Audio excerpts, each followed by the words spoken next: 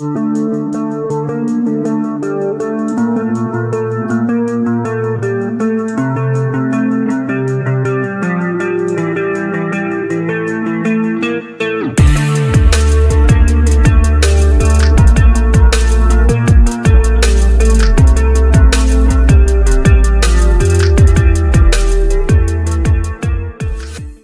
back.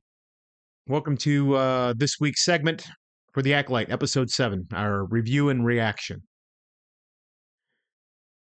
Essentially, episode 7 was a complete rehash of episodes 1 and 2. It did not advance the story whatsoever. It did fill in a few gaps that all of us pretty much assumed had happened. So, what is this series about? We don't know. We still don't know. We got one episode left. You're the lucky ones out there. So you're coming to all of us here to get your fix on, well, why you shouldn't watch this series. And you shouldn't. Let us suffer for you. And I'm going to tell you what happened in this episode. If you did watch episodes 1 and 2, then you did. You did see episode 7. The only thing that was added to it is the one Jedi who went on the Arabish, I think it's the Arabish vow, where he was levitating and meditating for the last 10 years, trying to make penance with himself because of the wrongs he did at the Witches' Coven.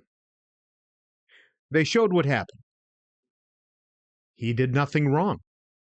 He was simply defending himself. That was it. The witches themselves, well, no, I take that back. We also got to see the Wookiee fight, also, the Wookiee Jedi, and took on the one Padawan who was doing his Arabish vow, and Saul.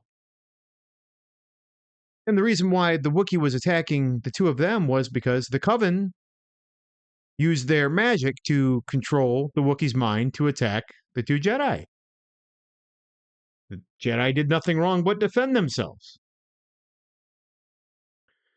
Now, the Mother Anastasia, she tries to break up the fight. Well, the beginning of this fight, there was the other mother, the one who carried the twins, was being aggressive towards the Jedi. This is what really started everything off. The mother, who carried the twins, was being aggressive towards the Jedi and basically attacked. The Padawan defended himself. Saul tried to stop the fight and did. Mother Anastasia turns herself into some shadowy, like winged mist. And as she's doing this, Saul has no idea what she is doing. Okay? To him, it's another aggressive act. So he puts his lightsaber right through Mother Anastasia's stomach, kills her. Then the fight begins. Mind you, the Coven has already mind controlled the Wookiee Jedi to attack Saul and this other man, the Padawan. So, of course, they go back and forth. They fight. Yeah, blah, blah, blah. Wookiee overpowers them. And then Carrie-Anne Moss comes into the situation. She realizes when she's trying to break the Wookiee Jedi out of his so-called trance that's being mind-controlled over the Coven, she enters the mind of the Wookiee. And in doing so, she breaks the link of the Coven in the Wookiee. By breaking that link, she kills the entire Coven. By breaking the mental link. The mother who carried the two twins gets away. That's all they added to the episode in context. The Jedi did nothing wrong. In that sense. Now, the writing, dialogue, and the acting has gotten progressively worse each episode. You could tell in this episode, Carrie Ann Moss literally just completely phoned it in. The way she was acting, the way she was reciting her lines was like, are we done yet? It was like she was having bad sex.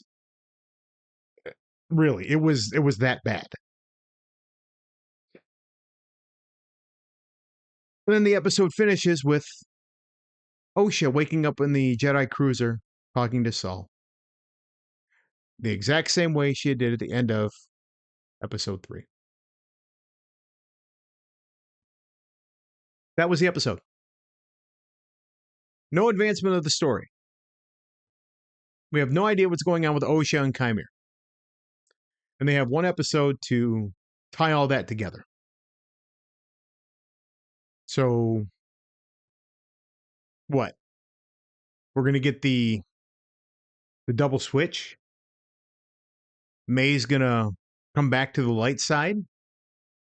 Osha's going to fall to the dark side. Fall madly in love with Chimera and become the Acolyte. They're going to travel at the speed of light to the corona of a black hole and live happily ever after, killing Jedi along the way. Is that how we're going to end this? At no point has this series resembled Kill Bill or Frozen, which was the combination it was supposed to be, according to Leslie Headland. And it's not. Well, I take it back. No, I take it back. There has been some martial arts and, of course, the lightsaber battles. I guess that would be part of the Kill Bill portion of it, I guess. That's stretching it. And there was one thing I did tonight.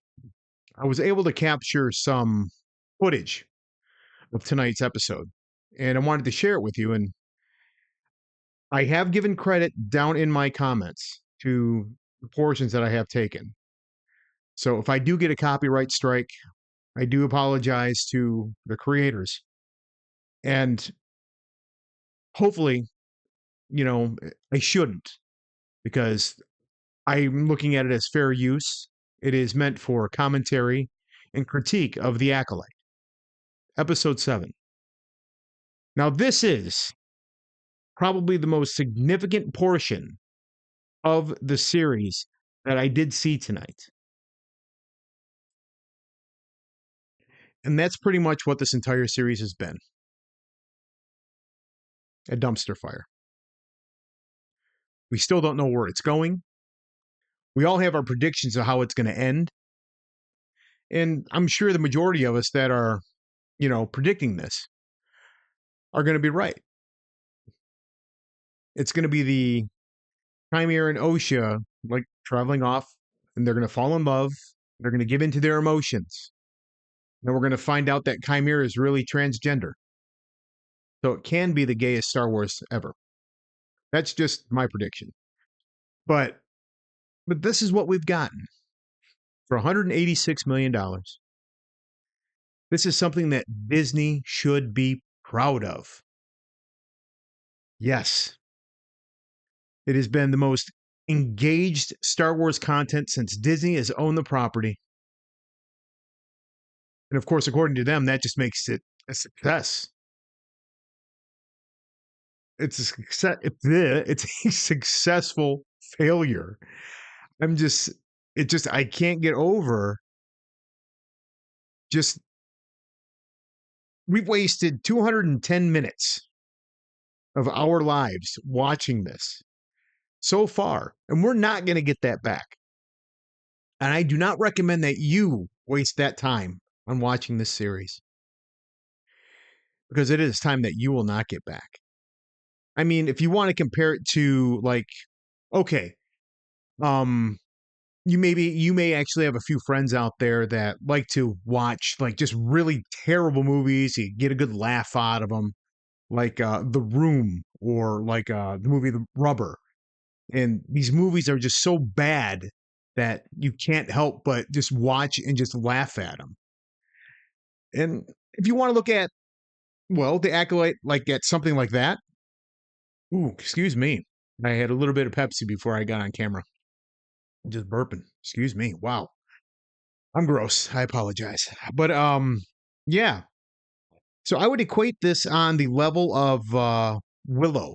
If you guys have actually watched the series Willow that they had on Disney Plus that they promptly removed because it was that bad, then yeah, this would be about the same. So it looks like Disney's going to have themselves a nice 186 million tax write-off along there with Willow. So, but yes, that was episode 7. Um, we've learned nothing, and going into next week, we'll probably be in the same position. But that's okay, because I'm going to do it for you, and you ain't got to do it. And so yeah, so I guess that we'll leave it there. That'll be about enough. I think so. I kind of figured today was going to be short. Um,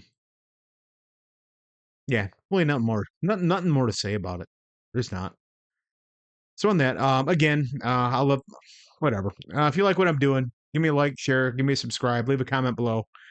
And yeah, until next week. Oh, wait, no, wait, hold on. 1 minute. Tomorrow, I don't know if you guys know this, but the Alec Baldwin shooting case starts tomorrow. One where he shot his director and assistant director. So that should be pretty fun. So that coverage starts tomorrow. Who knows? Next week we'll get 2 episodes in. We'll do the finale for the Acolyte, and maybe we'll get some Alec Baldwin stuff going too. So yeah, so that's it. Now I'm gonna go. So remember, like, share, subscribe, leave a comment below, and I will see you guys next week. I love you, and thanks for stopping in. Good night.